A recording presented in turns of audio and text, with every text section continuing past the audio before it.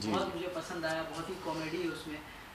मैं जानना चाहूँगा आपको किस तरह का रिस्पॉन्स आ रहा है कंजूस मजनू खर्चीली खर्चीली लैला मूवी का नाम। रिस्पॉन्स टचवुड बहुत ज़्यादा अच्छा आ रहा है, क्योंकि उन लोगों से रिस्पॉन्स आ रहा है जो क्रिटिकली फ़िल्मों को देखते हैं।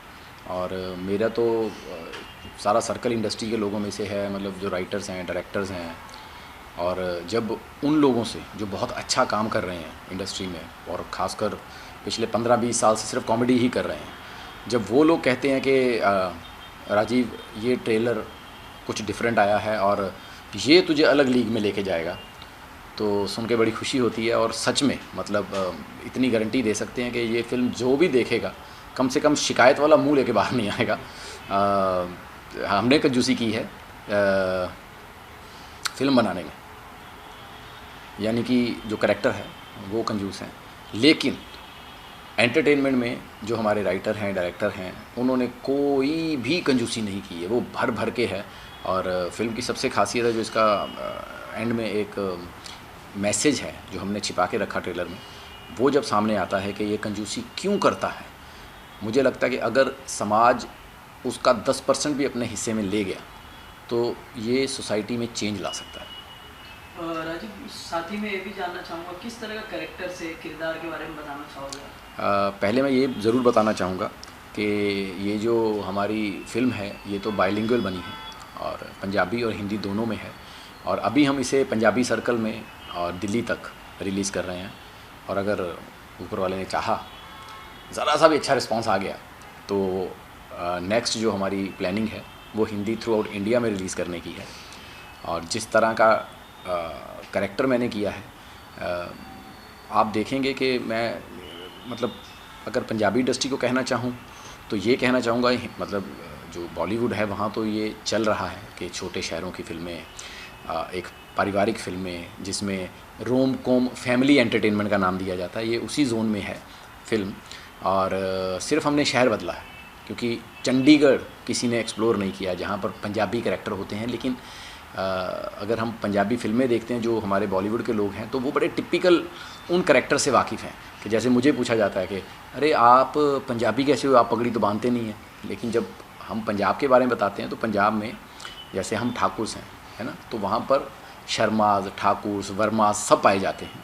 तो जो शहर की एक शहरी ऑडियंस है जो उतनी ठेठ पंजाबी नहीं बोलती है, तो ये उन कैरेक्टर्स को लेके, मिडिल क्लास कैरेक्टर्स को लेके फ़िल्म बनाई गई है, जो कि पूरे इंडिया में, जैसे पूरे हिंदुस्तान में पंजाबियों को बहुत प्यार दिया जाता है जब हम गानों की बात करते हैं, जब हम कॉमेडी की बात करते हैं।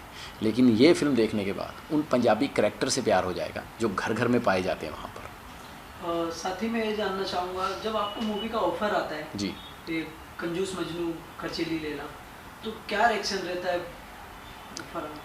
मैं इतना कहना चाहूँगा कि मतलब ये इतनी अच्छी फ़िल्म है। हमारे जो राइटर लड़का है बहुत यंग है, अमन सिद्धू करके लड़के का नाम है, और डायरेक्टर है अवतार भाई, अवतार सिंह जी, जिन्होंने इस फिल्म को रचा है दोनों ने। और जब मुझे पहली बार नरेशन के लिए चंडीगढ़ बुलाया गया था तो मैं जाके जो थोड़े बहुत चेंजेस थे एक आधे कैरेक्टर में वो किए, उसके बाद मैंने कहा बाकी हम सेट पे देखेंगे।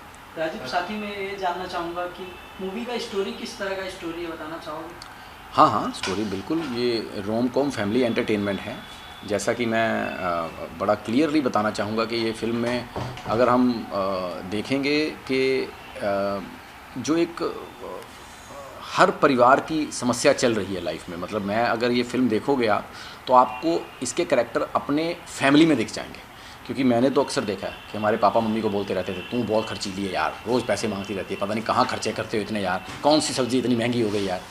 तो उनको परिवार में अगर आप देखोगे, आपके परिवार में आपकी चाची, बुआ, बहन, फूफी, कोई ना कोई ऐसा रिश्तेदार निकलेगा। और यहाँ आपके मतलब यहाँ फूफा निकलेंगे या मासड़ निकलेंगे, चाचा निकलेंगे, पापा निकलेंगे, जो अक्सर ये बात करते हैं कि यार ये औरतें बहुत खर्चीली होती हैं। तो ये घर घर की कहानी है। और ये जो परिवार है, ये परिवार कोई गरीब परिवार नहीं है, एक अच्छा मिडिल क्लास फैमिली का परिवार है जिनका अच्छा काम धंधा है। लेकिन कंजूस क्यों है, पिछले 50 साल से, यानी कि ये 3 पीढ़ियों की कहानी चल रही है। इसकी दादी उसी परेशानी से जूझ रही है, उसके माँ उसी परेशानी से जूझ रही है, और अब जो इसकी बहू आई है उसको इस परेशानी से ना जूझना पड़े, इसलिए दादी सुहागरात पे बता देती है कि बेटा तू गलत घर में आ गई है। तू नोट कर ले, अगर आपने ट्रेलर देखा होगा कि नोट कर ले तूने लास्ट टाइम पनीर कब खाया था, उस डेट को नोट कर ले, यादगारी रहेगी। यानी कि इनके घर में पनीर नाम की चीज़ है ही नहीं। पनीर खाना है तो कागज़ पर लिख के मिल सकता है, लेकिन सब्ज़ी में नहीं मिल सकता।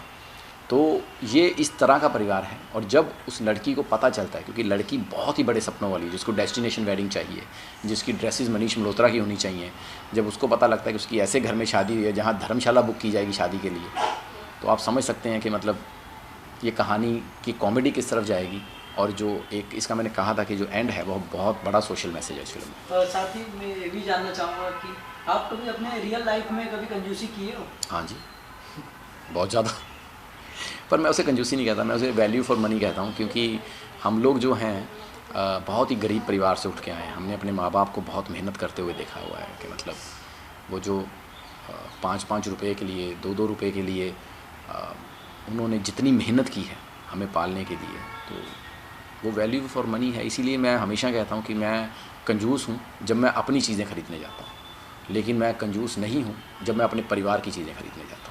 राजीव, इसके अलावा मैं जानना चाहूँगा, जिस तरह से नरेशन पार्ट आपने जब जिक्र किया थोड़ी देर पहले, किस तरह का नरेशन पार्ट आपको जिक्र हुआ, और क्या कुछ ऐसी चीज़ आपको अच्छी लगी स्क्रिप्ट में जो आप बताना चाहो? सबसे अच्छी चीज़ तो मुझे स्टोरी लगी। और मैंने कहा था कि हमारे राइटर हैं अमन सिद्धू, बहुत यंग हैं, पंजाब में अच्छा काम कर रहे हैं, डायरेक्टर हैं, पंजाब में 4-5 फिल्में अच्छी कर चुके हैं, अवतार सिंह जी। ये उनकी दिमाग की उपज थी इस आइडिया पे। और जब मुझे नरेशन के लिए बुलाया गया था तो मैंने जब स्टोरी सुनी तो 1-2 चेंजेस किए मैंने, जो फिल्म में बहुत अच्छे निकल के आए हैं। कि जैसे हमारा तलाक का केस एक नया शादीशुदा जोड़ा ही लड़ रहा है, तो जज का पहले हिस्सा आता है, ओ हो कहते वाह वाह, तलाक का केस मिस्टर एंड मिसेज लड़ेंगे, बड़ा मज़ा आएगा। और सच में पूरी फिल्म में मज़ा आता उसी कैरेक्टर की वजह से कि वकील को बीवी बोलने नहीं देती अदालत में, तो कैसे वो ह्यूमरस चीज़ें निकल के आ रही हैं।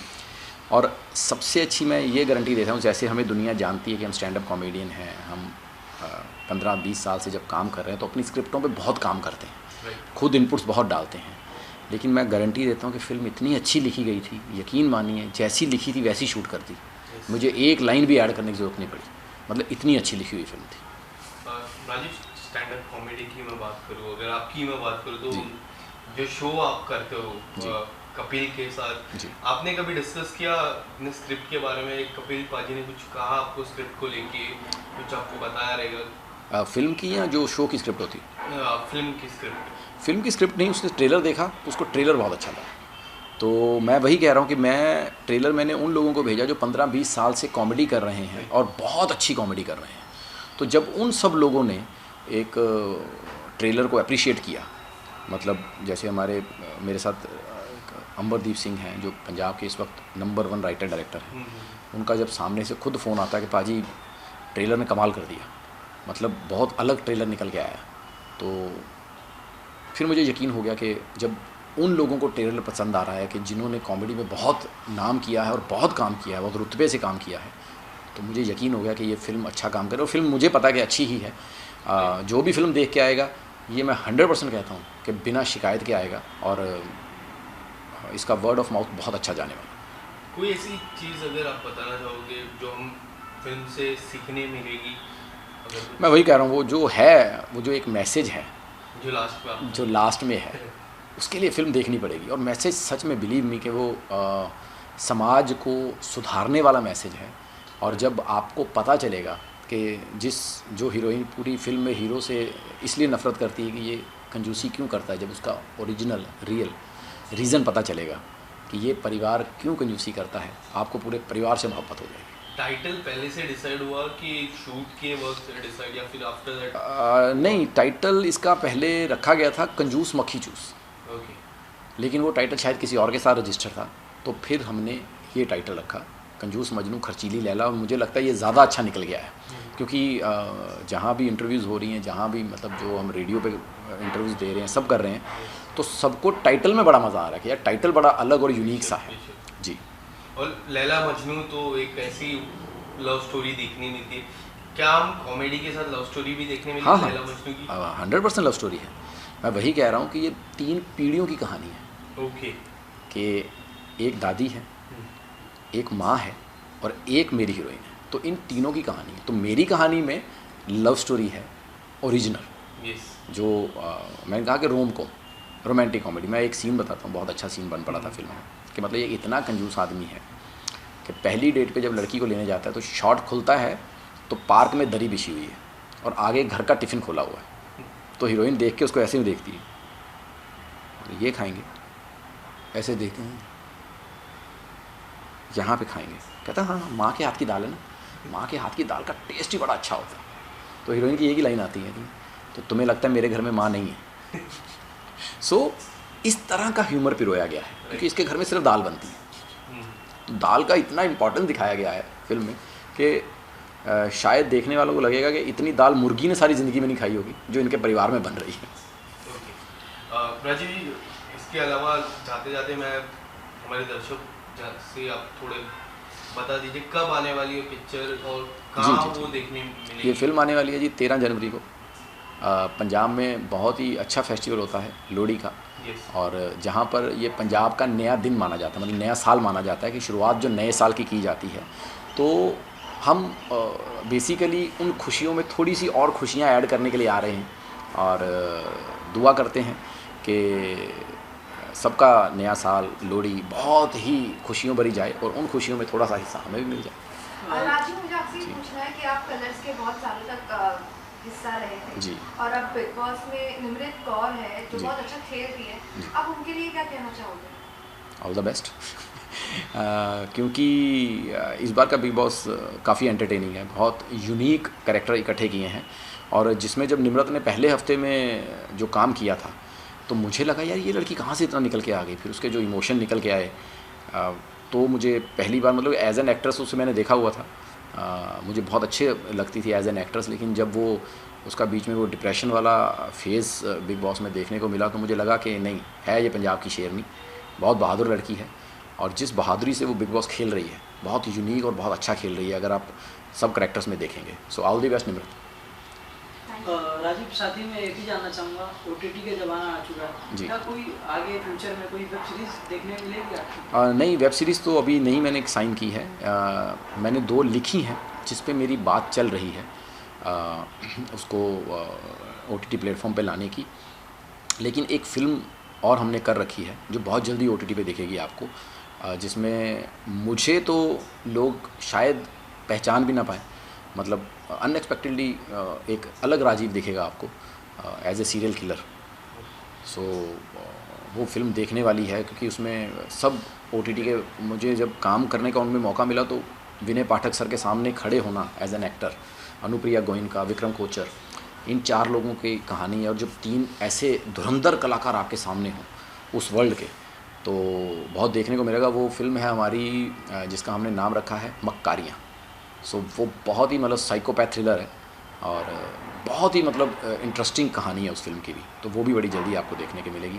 और मैं एक चीज़ और थैंक्स कहना चाहूँगा कि मैंने बीच में 3-4 साल फिल्मों में ही काम करने के लिए टीवी से थोड़ा सा मैं बड़ा लिमिटेड काम कर रहा था कि एक अलग अगर टीवी से कि जो हमारी पहचान बनी एज ए कॉमेडियन, तो उसको तोड़ने के लिए होता ना कि थोड़ा गैप हो और नए बन के आओ, तो ये फिल्मों में मैं नया बन के आया था। लेकिन उसके बावजूद जब अभी कपिल को शो दोबारा ज्वाइन किया, so I am really thankful to the audience जिन्होंने उस कैरेक्टर को वापस उतना ही प्यार दिया, और जिस प्यार से मोहब्बत से उस कैरेक्टर को मतलब जहाँ भी आज जाता हूँ तो लोग मतलब मुझे नहीं पता, मतलब ये तो जानता हूँ कि कपिल का शो इतना बड़ा है कि मतलब मैंने अगर उसके ज़िंदगी में मुश्किल से 30-35 एपिसोड किए होंगे पूरे जो भी उसके सीज़न चले हैं, तो लोगों को मेरा पिछला 5 साल का काम याद नहीं होगा जो हमने 2007 से लेकर 2014 तक किया था, कपिल शर्मा याद हो जाता। तो जब अभी किया तो जहाँ भी जाता हूँ ओए राजू, तो जो नया नाम मिल रहा है वो बहुत अच्छा लग रहा है। सो